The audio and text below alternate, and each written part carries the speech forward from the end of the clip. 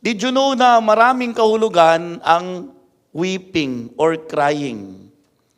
Sa ating physical na pangangatawan, hindi lang pag malungkot umiiyak ang mata natin. Halimbawa, pag napuwing ka, it is a way of cleaning the eyes, cleansing.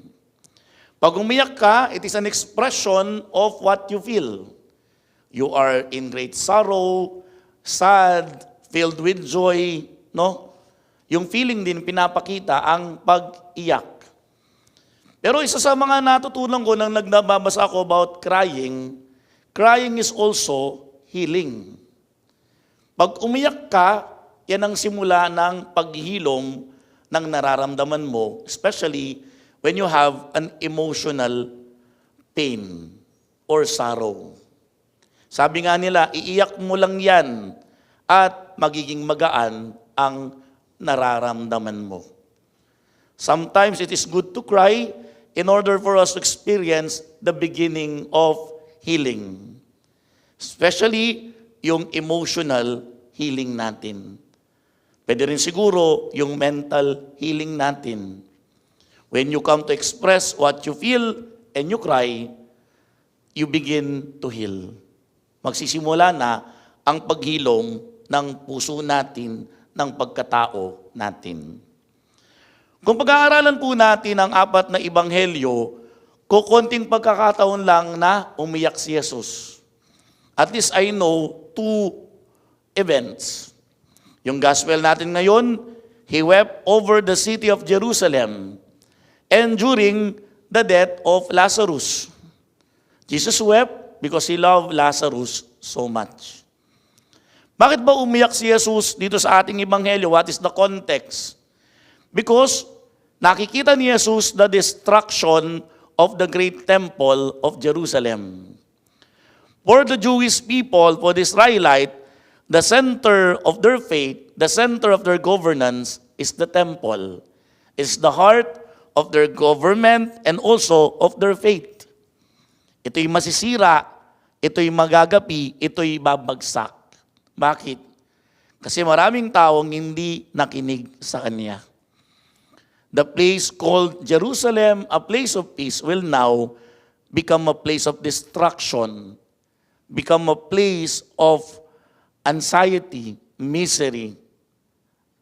Magiging lugar na siya, hindi na ng kapayapaan, kundi ng pagkagapi, ng lungkot, at ng pagkabagsak. Anong pinupunto ng ating ebanghelyo ngayon? Pwede rin nating tignan ang sarili natin bilang Jerusalem. Tayo'y mabubuo kung tayo'y makikinig sa Panginoon. Tayo'y mabubuo kung matututo tayong magpatawad. Mabubuo ang pagkatawad natin kung matututo tayong piliin ang kabutihan. Sa kabilang banda, tayo babagsak, tayo magagapi, tayo matatalo kung hindi tayo susunod sa mga tinuturo ng Panginoon.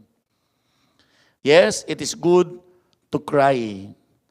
Pero importante din, upon crying, we realize ano ang dapat nating gawin.